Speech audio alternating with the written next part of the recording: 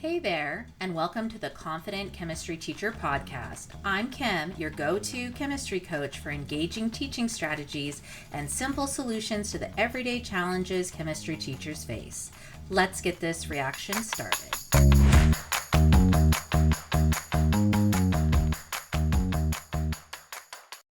Hey chemistry friends, in today's episode we are going to be talking about parent communication. This is probably one of my least favorite things that I have to do, but it's definitely something that I've been working with over the years, and I've developed a little system that makes me feel better and more confident in the way that I am communicating with parents. So you guys, let's be real. You're definitely going to have students in your class that drive you crazy. However, you can't let that behavior continue. As teachers, we are professionals. We deserve to have a classroom where we can teach. The other students in the class deserve a classroom where they can learn and not be disruptive. And of course, it is your job to ensure that this student who is driving you crazy learns the content. And so they obviously can't if you're having to correct them all of the time. So something else I want to mention is that when you are writing an email, you're probably going to struggle with your tone at first. And in a previous podcast, I mentioned how I usually do type it out and then I'll ask ChatGPT to help it sound more friendly, more professional, that type of thing. So I definitely want to recommend that. But in today's episode, I'm going to give you the 6 steps that I make sure that I include in that parent email. So first off, let me be a good teacher and tell you why parent communication matters. First off, parents want to feel like you are allies with them. Parents don't want to feel that they're being blamed for their child's behavior.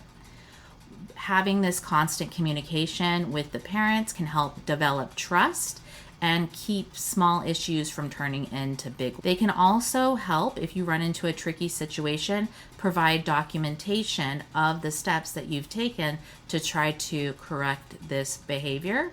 And so if this does go to administration for some reason, you have documented evidence that you've tried many different ways to correct this behavior. Let me talk about these 6 steps that I have. So the first thing you want to do is you want to state the facts, not your emotions. You don't want to say this kid is driving me crazy. You want to be specific about how they are driving you crazy. Are they out of their seat? Are they talking to their neighbors? Are they tapping their pencils? Are they breaking the pencils that you're providing? So you want to list specifically what's going on. So in the email or the type of parent communication you have, and even if I am making a phone call, I'll still take like a little index card.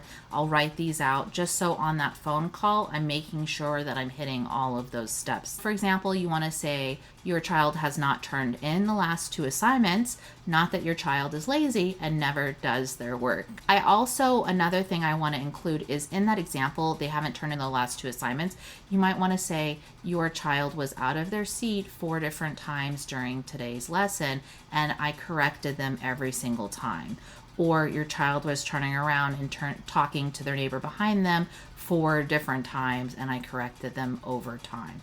That way the parent can see it's not just once or twice. It doesn't just happen occasionally. It's something that is repeated that is disrupting the class. You want to describe why this behavior is a problem. So obviously our job as teachers is to help the students learn. And then of course, parents care about their children, so they're also going to care about their learning. So you just simply want to say that due to this behavior, they are not learning the content. They're not getting as much practice in. They're not developing the skills that they need to be successful in this class. You can also mention that it is disrupting the learning of the other students. It is also your job to make sure the other students are learning as well. And it's okay to mention it to the parent. One thing I do want to mention is generally, like a general rule of thumb, is you should not mention specific names of students in your class to the parent when you're speaking to them, kind of for confidentiality reasons. So step 1, state the facts, not your emotions. Step 2, describe why the behavior is a problem. Step 3 is to share what you've already tried. Have you tried moving the student in class if they're talking a lot? Maybe there's a better seat where they're going to be quiet. At the beginning of the school year, I've already moved some kids 3 or 4 times. Have you tried having one-on-one conversations with the kids to see why are they talking? I've mentioned before that I have a lot of English language learners in my class, and they might be just simply asking their neighbor a question. So before I accuse them of something, you want to have that quick little conversation with them. You can also say that you've had a conversation with a student to tell them, hey, your learning is important. The learning of your classmates is important, and right now we're not getting to those things. You can also, if it's an academic concern, explain how students maybe have retakes, how you offer tutoring after school. So what are some things that you've already tried to correct the situation? Step 4 is to invite collaboration with the parent. Again, this is one way to feel like they're not being blamed for the behavior, that you're trying to work together as a team to correct the behavior. So you might say something like, have you noticed this at home? What strategies have worked? And if the parent mentions, oh, they had this problem in another teacher's class, feel free to say, hey, what did that other teacher do? That way it might be a strategy that can help fix the problem in your class. You want to make sure that you're putting you and the parent on the same team. The 5th step is to explain what the next steps are. So after this parent communication, is it a referral to the counselor? Is it a referral to the nurse for some reason if they're using the bathroom every single day in class? Is it a referral to the dean because the behavior is getting so severe? So you want to let the parents know what the next step is. Usually, when you tell them the next step is to the dean's office, they take this very seriously and they work extra hard to correct this behavior. And then finally, you want to just end with teamwork and with care. You want to thank the parent for their time. You want to say that you will contact them in the future and then actually contact them in the future if the problem behaviors, and even better, contact the parent to let them know that the behavior has been fixed. That way, again, if it pops up in the second semester, you can be like, oh, hey, I want to let you know he's out of his seat again, or she's out of their seat again a lot. So these are the steps that we're going to follow for this next semester. So you always want to say something like, I want the best for your student, and I know that we can work together to support them. So you want to leave that conversation on a positive and collaborative note. A couple of just bonus tips that I have is we have a program in our district called Infinite Campus, and our admin wants us to document these emails or these parent communications that we're having. And I know, okay, so I was about to get ahead of myself. So first off, document your parent communication, however you are supposed to do that. I have a spreadsheet that I use so I can refer to it very easily. And then I also, like I mentioned, I put it into this program called Infinite Campus. That way admin can see that I've made this parent contact. The other thing I just wanted to mention is sometimes having that phone call is easier than writing an email, and not only easier, but it's also going to save you time. But like I mentioned, I'm still going to go over these 6 things. I'm going to write them down on an index card. I'm going to make sure I hit all of these points during that phone conversation, because for me, sometimes I might take 10 or 15 minutes to write an email, maybe even longer, but a simple phone call might just be 5 or 10 minutes. So it might save me a little bit of time. Another thing I want to mention is when you do get emails from parents, make sure that you guys are setting professional boundaries.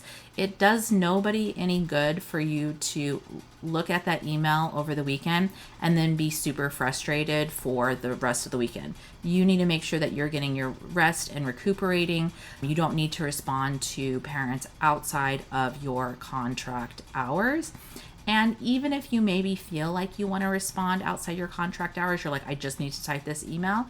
One thing that I would suggest is that you schedule that email then to be sent out when the next school day happens. So maybe I'm going to send that email out Monday morning at 6:50 when I'm supposed to be back in my classroom. So they don't expect those replies outside of my contract hours. So remember, in your emails, they don't have to be perfect. They just need to be professional and caring. Just as a recap, the 6 steps are to state the facts, not your emotions, to describe why the behavior is a problem, to share with the parents what you've already tried to correct the behavior in class, to invite collaboration, to explain the next steps if the behavior continues, and then to end with teamwork and care.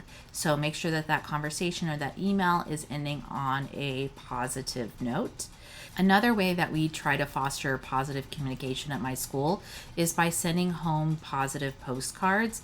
And so I usually try to send home 2 a week, just to let 2 kids know that they've been super awesome that week. I also keep a Google Doc of the kids that I have sent the postcards home to, so I'm not sending the postcard home to the same kid over and over. So if you guys found this episode to be helpful, please share it with another teacher friend who's trying to figure out communication as well. And then I just want to mention that I still have that Lab Day Starter Kit freebie going on. Remember, it's got a set of tools that are going to help your labs run smoother. Oh, and I forgot. You're like, where is my freebie for this one? So I included in the show notes 3 different parent email templates that you can use. One is going to be a concern about phone use in class. Another one is going to be about disruptive behaviors in class. And then the third one is about poor grades in class. So they're just really short templates, short and sweet templates that incorporate these 6 steps that I mentioned. As always, you guys, keep experimenting, keep inspiring, and keep being more awesome in your chemistry classes. And happy teaching.